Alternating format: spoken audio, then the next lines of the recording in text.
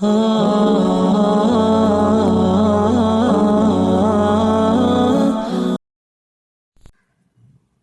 مریم ہمیں سکھاتی ہے کہ صبر کرتے کرتے اگر دل بے قرار ہو جائے، جیسے حضرت حنا رضی اللہ تعالیٰ عنہ کا دل ہو گیا تھا، تو اللہ سے یہ بھی کہہ دینا چاہیے کہ یا رب مجھے تو صبر گوارا تھا مگر دل تڑپ گیا ہے۔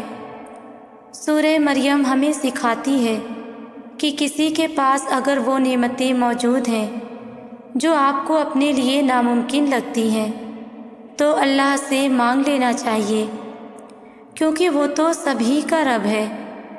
جیسے حضرت مریم رضی اللہ تعالیٰ عنہا کے حجرے میں بے موسمی پھل دیکھ کر زکریا علیہ السلام نے اپنے لیے بے موسم کی اولاد مانگ لی اور یہ نہیں سوچا کہ عمر بیت چکی ہے، کیونکہ وہ جانتے تھے کہ میرا رب کیا نہیں دے سکتا۔ سورہ مریم بتاتی ہے کہ دعائیں بھی زندگی بدل سکتی ہیں۔ یاد رکھو، جب اللہ تعالیٰ کوئی چیز طویل صبر کے بعد عطا کرنا چاہتا ہے تو یہ ایک نشانی تم پر بار بار ظاہر کرتا ہے۔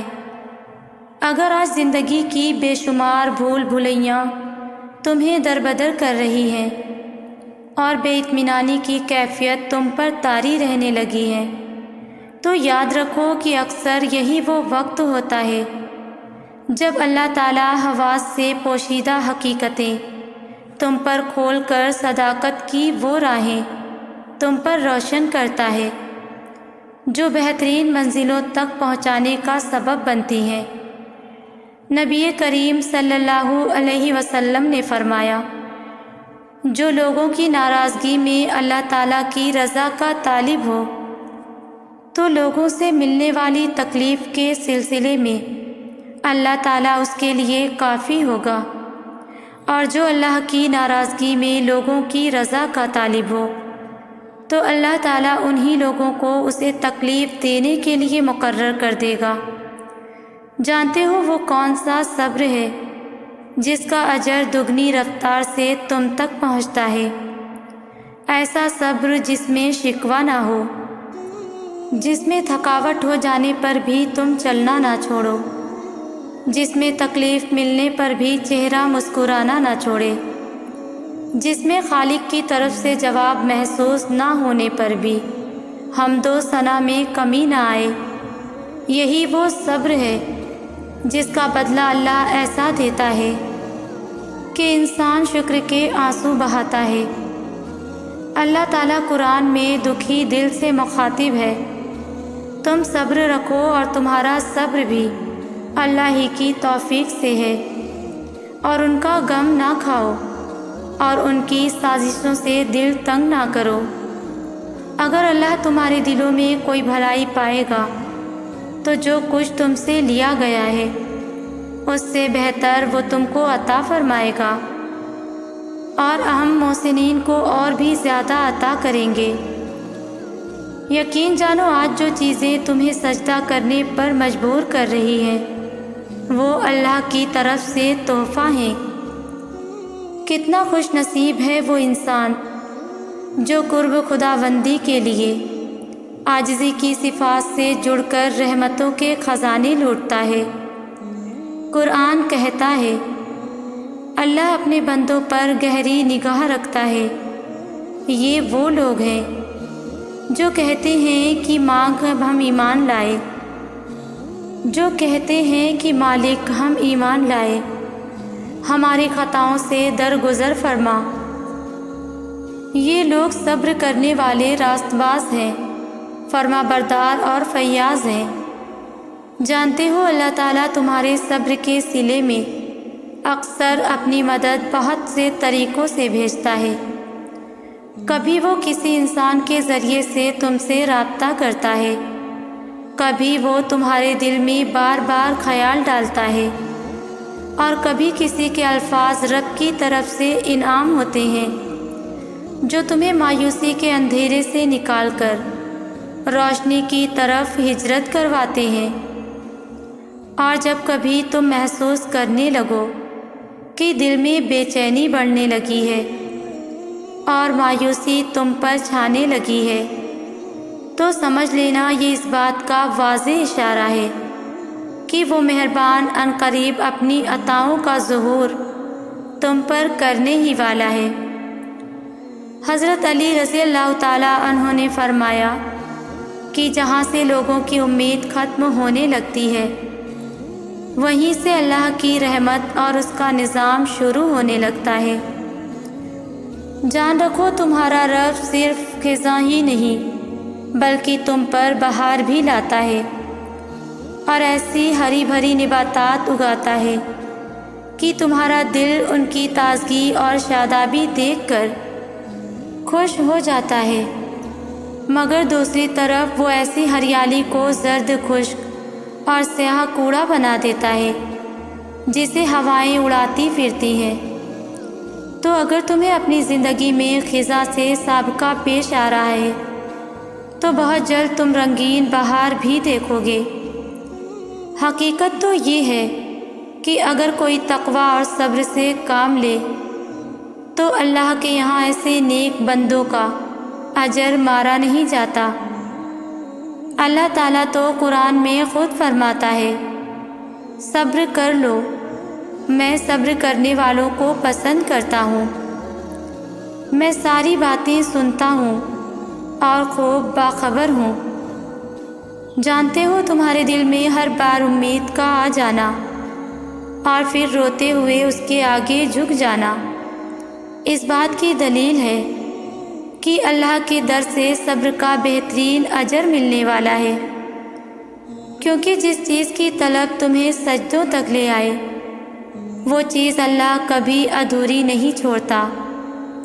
قرآن کہتا ہے، اللہ سے وابستہ ہو جاؤ، وہ ہے تمہارا مولا اور بہت ہی اچھا وہ مددگار ہے۔ اور اگر تم تلاش میں ہو اس نشانی کی جو اللہ طویل صبر کے بعد حیرت انگیز صلے کی بہترین عطا تمہارا مقدر کرنے والا ہے، تو سنو اس کی خاص نشانی تو یہ ہے کہ جب تمہارا صبر تمہیں اس انتہا تک لے جائے کہ طاقت اور اختیار ہونے کے باوجود بھی تم سن کر انسنا اور دیکھ کر اندیکھا کرنے لگو اور بولنے کی طلب ہونے کے باوجود بھی خاموش رہنے لگتے ہو، تو یاد رکھنا تمہاری طاقت کی یہ بے بسی اور برداشت کا یہ رویہ تمہیں اللہ کے در سے وہ فراغ دست اور مہربان صلے عطا کرواتا ہے کہ تمہارا ایک ایک غم ان گنت خوشیوں میں بدل جاتا ہے۔ مطمئن رہنا، اصل بھروسے کے لائق وہ اللہ ہے جو تمہارے آنسوں کی قیمت دگنی کر کے لوٹاتا ہے۔ ہو سکتا ہے تمہاری دعائیں ہواؤں کا رخ موڑ کر تمہیں اس کنارے تک لے جائیں جہاں تم جانا چاہتے ہو، کیونکہ صبر کا گھونٹ چاہے کتنا ہی کڑوا ہو لیکن صلے کی مٹھاس تمہاری چاہت سے زیادہ میٹھی ہوتی ہے۔ عنقریب تمہارے صبر کا اجر دگنی رفتار سے تم تک پہنچنے والا ہے، جو تمہارے دل کے آنگن کو خوشیوں کے خولوں سے بھر دے گا۔ مشکل حالات میں اگر ہمت ہار کر مایوس ہو جاؤ گے تو پھر اللہ تمہیں تمہارے حال پر چھوڑ دے گا، لیکن مشکل حالات میں اگر اللہ کی حکمت پر یقین رکھ کر صبر کرو گے اور دعا مانگو گے تو وہ رحمان اپنی رحمت سے تمہیں تھام لے گا، پھر جلد ہی تمہارے سارے شکوے اور پریشانیاں شکر میں بدل جائیں گے، کیونکہ جب وہ تھام لیتا ہے تو کوئی گرا نہیں سکتا اور جب وہ سمیٹ دیتا ہے تو کوئی بکھیر نہیں سکتا۔ صبر کرنا آسان نہیں ہوتا، کبھی کبھی لگتا ہے کہ جیسے آپ میں صبر کرنے کی مزید طاقت نہیں رہی ہے، بس آپ ٹوٹ گئے ہیں اور آپ بے بس ہو گئے ہیں، لیکن پھر اچانک سے کسی نامعلوم ذریعے سے آپ تک کوئی ایسی بات پہنچتی ہے یا آپ کے دل میں کوئی ایسا خیال اٹھتا ہے کہ اسی وقت آپ میں صبر کرنے کی طاقت آ جاتی ہے۔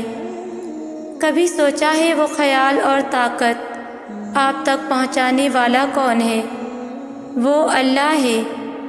جب وہ یہ دیکھتا ہے کہ اس کا بندہ صبر کرتے کرتے بہت تھک گیا ہے تو وہ کسی ناقابل تصور ذریعے سے ہم تک اپنی مدد بھیج دیتا ہے۔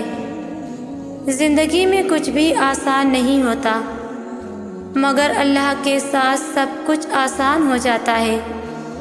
اس لیے آپ اللہ پر توکل رکھیں اور اسی سے صبر مانگیں۔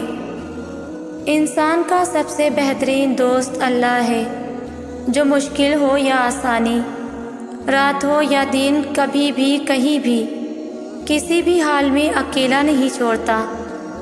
روٹتا ہے تو بہت جلدی مان بھی جاتا ہے، کبھی رسوا نہیں کرتا، ہمیشہ ساتھ رہتا ہے اور ہمیشہ ساتھ دیتا ہے۔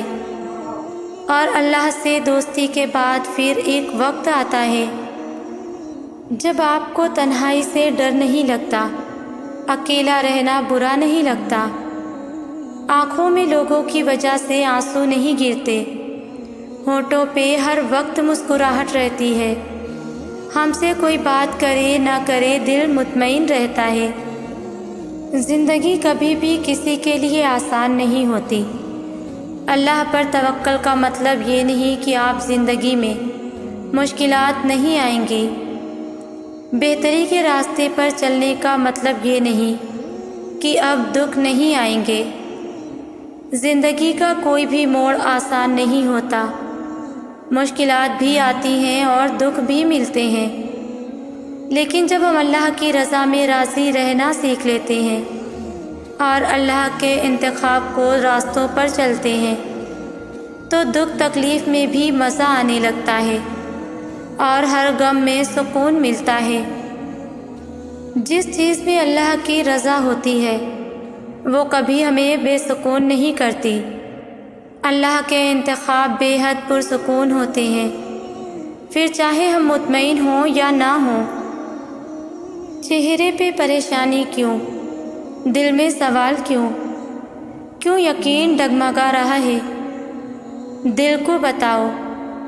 جو اللہ یوسف علیہ السلام کو مصر کا شہنشاہ بنا سکتا ہے، جو یونس علیہ السلام کو مچھلی کے پیٹ میں آیت کریمہ پڑھوا سکتا ہے، موسیٰ علیہ السلام کی مدد کے لیے سمندر کو 2 حصوں میں کر سکتا ہے، وہ تمہاری پریشانی کو خوشیوں میں تبدیل کرنے پر بھی قدرت رکھتا ہے۔